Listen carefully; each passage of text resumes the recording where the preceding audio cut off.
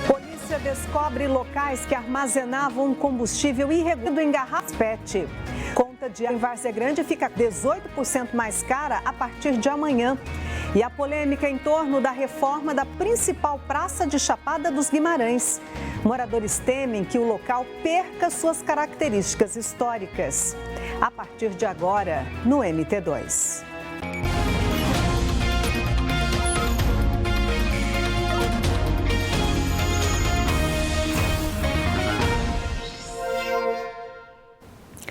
Olá, boa noite. Em 48 horas, 2 locais que faziam armazenagem de combustível irregular foram descobertos pela Polícia Militar na região do Vale do São Lourenço, sudeste do estado. De acordo com a PM, o combustível estava sendo vendido desta forma que não corresponde ao que determina a lei. Especialistas alertam que o produto sem procedência pode provocar problemas nos veículos. Ontem, uma loja de produtos agrícolas foi flagrada vendendo combustível irregular. O combustível era armazenado em garrafas PET e galões. Segundo a Polícia Militar, o produto estava sendo vendido numa empresa que fica no distrito de Entre Rios, em Dom Aquino. Constatou realmente que lá era um estabelecimento que vendia ração, porém, o proprietário do estabelecimento estava vendendo combustível de forma irregular. Ele vendia galões de garrafa PET de 2 litros. O proprietário não se encontrava no local, somente o funcionário, que não soube dizer a origem do combustível. Diante disso, o funcionário foi conduzido para a delegacia da Polícia Judiciária Civil e os galões de combustível apreendidos. No último fim de semana, na BR-163-364, em Jaciara, a Polícia Militar encontrou um local que era usado para esconder o combustível furtado. Quarto aqui, vários baldes, o motor de puxar o combustível e os galões aqui. Durante a abordagem, houve troca de tiros. Um suspeito morreu no confronto e outros 2 foram presos. Os bandidos aproveitam o momento de preços altos do combustível para vender o produto sem procedência por um preço abaixo do mercado. Quem compra não está economizando, muito pelo contrário, sai no prejuízo. Além de ter que responder por fazer parte do comércio ilegal de combustível, pode ter gastos com o veículo, que vai se deteriorando por conta de um combustível fora dos padrões de qualidade. Especialistas em engenharia mecânica explicam que o combustível adulterado pode prejudicar o motor do veículo. Num primeiro instante, aquele combustível que está aí trazendo uma causa muito danosa, ele pode deixar numa pane, né? O carro parar no meio da rua, né? Além disso, você pode ter falhas de desempenho. Isso daí é muito comum. A BR-174 vai voltar a ser de responsabilidade do governo estadual. Essa foi uma decisão do Ministério da Infraestrutura em Brasília. A Danila Bernardes tem as informações. São mais de 300 quilômetros de rodovia que estão sem asfalto e têm causado muitos problemas para os produtores da região. A BR-174, que liga Mato Grosso a Rondônia, era do estado, passou para o governo federal e continuou na mesma. Agora, o ministro da Infraestrutura, Marcelo Sampaio, assinou uma portaria devolvendo essa rodovia para o estado. Então, ela deve voltar a se chamar MT-174. Quem acompanhou a assinatura desse documento aqui no Ministério da Infraestrutura foi o senador do estado, o Wellington Fagundes. Felizmente, hoje o estado de Mato Grosso ele tem uma condição de recursos com condições de executar as obras. O governo federal já tem a licitação dessas obras e os projetos prontos. Então, com a estadualização, o governo federal, o DENIT, entrega todos os projetos, entrega a licitação e, com isso, então, o estado poderá, de forma mais rápida, poder começar essa obra que é muito importante para aquela região. Segundo o senador, o ministro também trouxe a notícia que a verba dos royalties do petróleo já estão sendo repassadas para os estados. Mato Grosso deve receber mais de 87 milhões de reais. O recurso deve ser destinado para a melhoria das estradas. Em Tangará da Serra, ações de conscientização do trânsito marcaram o último dia da campanha Maio Amarelo. Os índices de acidentes na cidade preocupam. Bastou um descuido e o ciclista de 14 anos tornou-se mais uma vítima do trânsito de Tangará da Serra. Ele foi socorrido pelo SAMU com suspeita de fratura em uma das pernas. O pai dele faz um alerta. Aqui era para ter uma ciclovia, para proteger os bicicleteiros. Ele estava no lugar apropriado para a bicicleta, né? E acontece uma coisa dessa. Neste outro acidente entre motos, no centro da cidade, 2 pessoas também ficaram feridas. Esse mês é marcado pelo movimento Maio Amarelo, uma ação que tem o objetivo conscientizar para a redução de acidentes de trânsito. E no mês de maio, somente o SAMU atendeu em Tangará da Serra 80 ocorrências de acidentes. Segundo os relatórios que o SAMU nos passa mensalmente, em torno de 60% dos acidentes que a gente tem na cidade envolve motocicleta. Então a gente vai começar a trabalhar em cima desse ponto, desse gargalo que a gente tem. No último dia do mês dedicado à conscientização, as forças de segurança e a Guarda Municipal fizeram um alerta aos motoristas sobre cuidados no trânsito. Eu, inclusive, vi que o senhor veio cometendo 2 infrações. O senhor veio segurando o telefone celular e está sem cinto. Esse outro condutor acha importante o trabalho de conscientização, mas também não usava o cinto de segurança. Correto, eu acho. Muito acidente, irresponsabilidade, inclusive minha que estou sem o cinto. Mas é colocar? É, correto. Cinto não pode esquecer, né? No próximo bloco, a preocupação com o aumento dos casos de Covid em Mato Grosso. E ainda, começa a valer amanhã o reajuste na conta de água em Várzea Grande.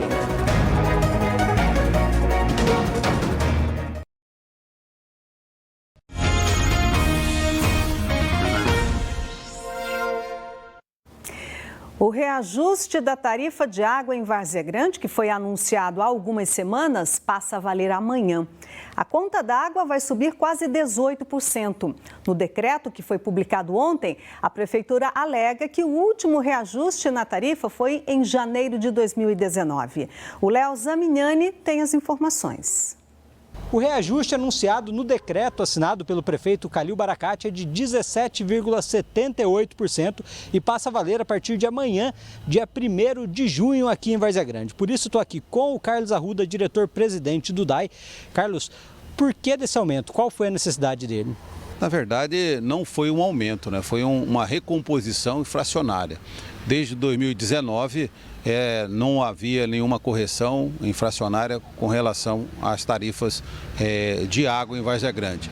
Essa tarifa passa a valer a partir de amanhã e vão vir melhorias também no abastecimento, no serviço? Já está acontecendo melhorias, né?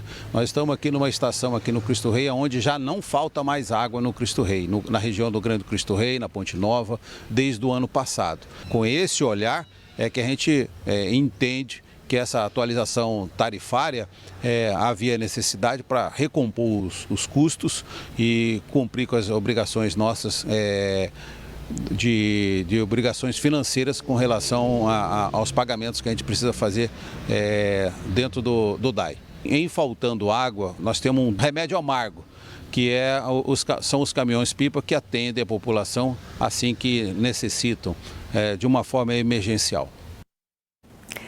Profissionais da saúde e pesquisadores fazem um alerta sobre o aumento de casos de Covid em Mato Grosso e orientam sobre os cuidados que devem ser mantidos para evitar a doença. No primeiro ano da pandemia, Viviane contraiu Covid, um período muito difícil. Além de não existir vacinação, a doença era pouco conhecida até pelos especialistas. Chegou a ser internada com 50% do pulmão afetado pela doença. Ao longo de 12 dias na UTI, chegou a ter 89% do pulmão comprometido. Tive dor no corpo, fiquei com febre, a febre não abaixava, eu procurei atendimento médico. Foi constatado que eu tinha 5% do pulmão comprometido, né? Mas me mandaram para casa só com um remédio, numa sexta. No sábado eu estava tudo bem e no domingo eu amanheci muito ruim, com falta de ar, muito cansada, muito fraca.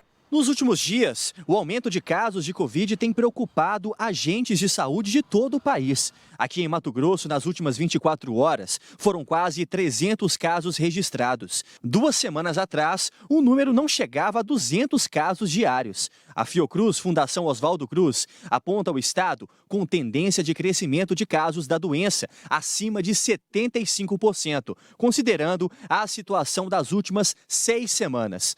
Quase 50% dos pacientes atendidos em unidades de saúde no último mês com síndromes respiratórias testaram positivo para a Covid. Primeiro foi a flexibilização que a gente fez, principalmente em situações de risco, né? Então, não usar máscara em locais fechados sem ventilação, a gente sabe já há muito tempo que representa uma situação potencial para a transmissão da Covid. Outro aspecto importante é que a gente tem uma nova subvariante da variante Ômicron. Essas novas subvariantes, elas apresentam sim um cenário de risco para a infecção. O fator mais importante, segundo os especialistas, que ajudou a reduzir outros indicadores de saúde, como a taxa de mortalidade da Covid-19 e a taxa de ocupação de leitos nos hospitais, foi a vacinação. Mas o número de vacinados ainda é uma preocupação. Aqui na capital do estado, por exemplo, cerca de 92% da população adulta já receberam a segunda dose das vacinas contra a doença. Só que cerca de 40% deste público retornaram às unidades para receber o reforço da imunização. Agora, sobre o público infantil, crianças de 5 até 11 anos de idade, pouco mais de 21% receberam a segunda dose aqui em Cuiabá, até o momento. A professora de infectologia deixa o alerta: a pandemia ainda não acabou. Até mesmo em locais abertos, a orientação é ainda usar a máscara, principalmente em locais com aglomeração. Nós ainda entendemos que em locais abertos e não aglomerados, nós podemos hoje já estar sem máscara. Mas se a gente está, por exemplo, num ambiente fechado, num ambiente de atendimento da saúde como esse, num transporte, ou transporte coletivo, em que há aglomeração, a gente precisa do uso da máscara. Não depende do decreto, depende de que a gente sabe que ela é necessária, porque a transmissão ainda ocorre em grande escala. E Mato Grosso registrou mais 2 mortes por Covid nas últimas 24 horas. A gente vai ver aqui os dados do painel da Secretaria Estadual de Saúde. Foram confirmados 291 novos casos de Covid aqui no estado de ontem para hoje. São mais de 738.800 casos desde o começo da pandemia. Desse total, mais de 722.500 pessoas se recuperaram. Mais 2 mortes foram registradas. As vítimas, um homem de 70 anos de Barra do Bugres e um de 88 anos de Guarantã do Norte. Em Mato Grosso, em pouco mais de 2 anos, a Covid matou 14.916 pessoas. A taxa de ocupação de leitos de UTI na rede pública do estado está em 22,68%. Hoje, 65 leitos estão desocupados.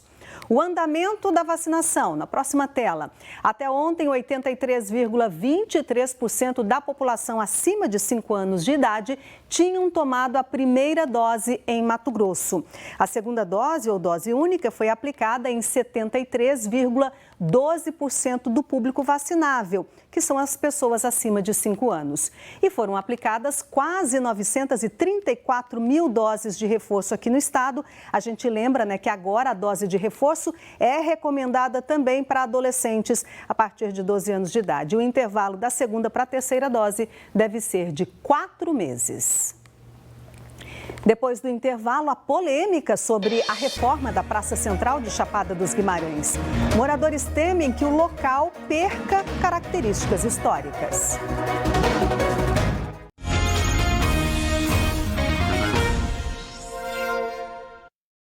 Mais uma igreja da capital foi alvo de bandidos. Desta vez, foi a Nossa Senhora da Boa Morte, que fica bem no centro de Cuiabá. O Natan Goulart está no local e explica para a gente como é que foi a ação criminosa aí, Natan. Boa noite.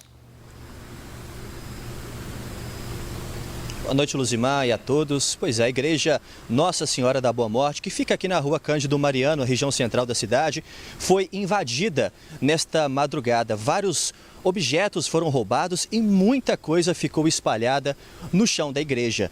Várias imagens circularam pelas redes sociais e mostram como que ficou a situação dentro da igreja depois do crime. A suspeita é que a pessoa que cometeu este roubo estava escondida dentro do local. Isso porque os administradores da igreja informaram que houve um arrombamento da porta da parte de dentro para fora. O criminoso ou os criminosos, já que não se sabe se foi mais de uma pessoa que cometeu este crime, eles entraram, reviraram quase tudo, o sacrário, e jogaram as hóstias sagradas no chão, um desrespeito, à fé católica. Nós não conseguimos informações sobre o que foi levado durante este roubo e também o valor estimado do prejuízo. Em nota, os administradores da paróquia informaram que pediram já o corte das árvores ao redor da igreja para evitar que os suspeitos possam escalar até o telhado e dessa forma cometer outros crimes aqui na igreja. Luzimar. Muito obrigada pelas informações, Natan. Em Sinop, a pesca irregular no entorno da usina hidrelétrica preocupa as autoridades. Isso porque, por medidas de segurança, é proibida a navegação no local. Só que algumas pessoas não respeitam as placas de sinalização e acabam colocando a própria vida em risco. Veja na reportagem da Naira Pache. Os flagrantes são de pessoas que se arriscam, principalmente na madrugada, pescando e navegando de forma irregular. É que a área pertence a uma usina hidrelétrica e representa perigo para quem insiste. Mesmo com a sinalização, tem pescador que não respeita. Além de ser um crime, porque estão invadindo uma área particular, também é um risco à vida. Funcionários da usina orientam e monitoram através de câmeras. Eles também contam com o apoio da Marinha na hora de fiscalizar. A Marinha, hoje, eles têm uma sede em Sinop, nós temos um contato direto, no qual nós já expomos todas as situações através de registros fotográficos. Hoje a usina é composta por câmeras em vários locais, no qual a gente consegue identificar a presença dos pescadores. E essas imagens são disponibilizadas para a equipe da Marinha, para que eles possam tomar as devidas ações. Seu Ademir aproveita o tempo que tem entre uma atividade e outra para ir pescar. O ponto que ele costuma frequentar fica no entorno da usina. O caseiro trabalha em uma fazenda que fica próxima ao local, às margens do rio Telespires. Ele garante que ali é uma área boa, tanto que em poucos minutos ele já pegou um pacu. Costumo pescar sempre aqui, que aqui eu trabalho na fazenda aqui, dessa aqui sempre pesco por aqui mesmo. Mais perto da usina lá? Não, eu não. O meu lugar de pescar sempre é por aqui. Até na banca de areia ali eu vou sempre. Sabendo dos riscos de pescar na área da usina, ele prefere nem se aproximar. Não vou. Nem tem como também. Chegar daqui lá em cima já tá cansado, né? Eu só pesco de remo só. A reforma da Praça Central de Chapada dos Guimarães tem gerado muita polêmica na cidade. Moradores estão preocupados, temem que a praça perca suas principais características e cobram maior participação nas decisões.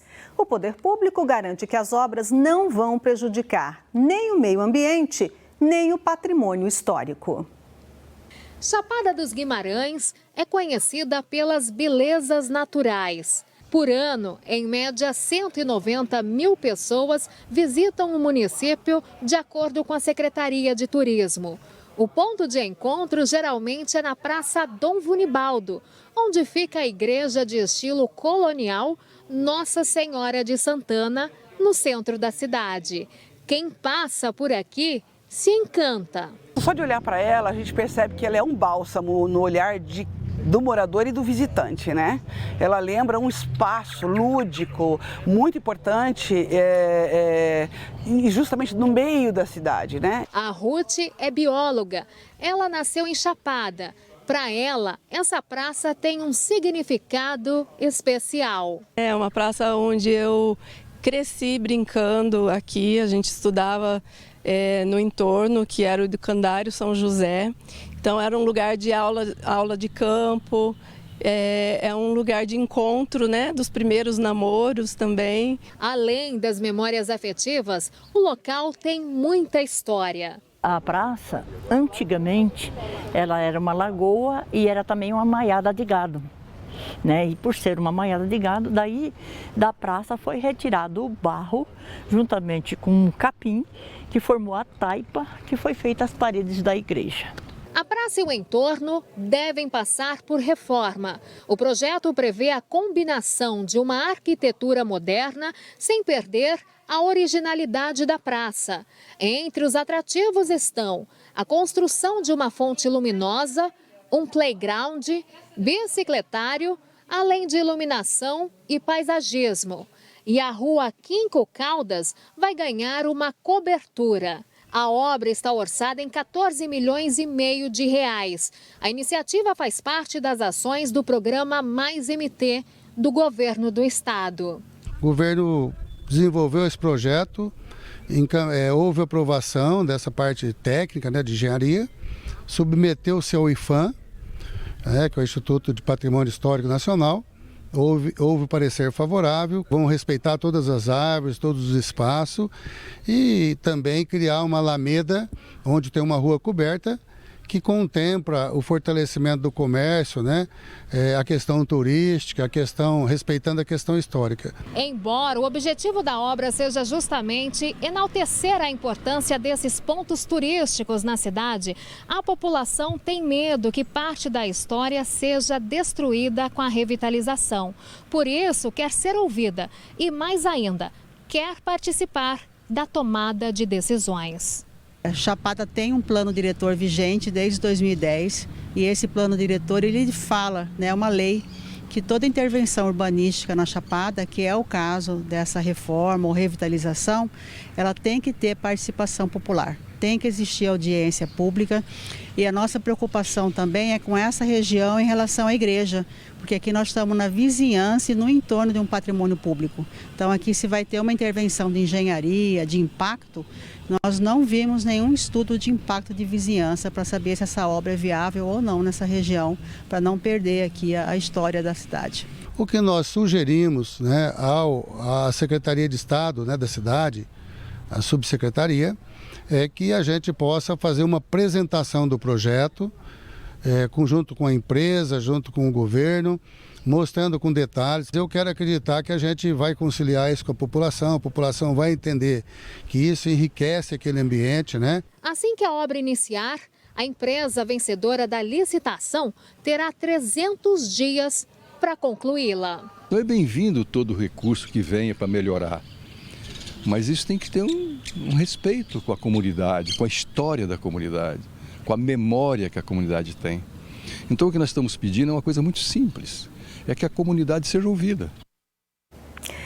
A assessoria da Secretaria de Estado de Desenvolvimento Econômico, que é responsável pelo projeto, enviou uma nota para a gente, reforçou que a reforma da Praça Dom Vunibaldo teve o projeto aprovado pelo IPHAN e também pela SEMA, Secretaria de Meio Ambiente, e que já foram realizadas reuniões com o Ministério Público Estadual, Prefeitura, CDL, Câmara de Vereadores e moradores, além do padre da cidade.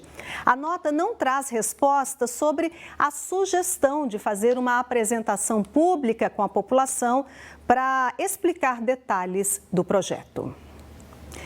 O MT2 termina aqui. Você pode rever as reportagens no Globoplay e sempre nos acompanhar nas nossas redes sociais. A gente encerra com as imagens ao vivo da capital. A temperatura neste momento é de 24 graus. O dia hoje começou com céu nublado na região metropolitana, mas não vem frio não, tá, gente? Amanhã a previsão para a Grande Cuiabá é de mínima de 19 graus, máxima de 33. Foi só aquele ventinho fresco mesmo para aliviar o nosso calorão. Ótima noite para você e até amanhã. Tchau, pessoal.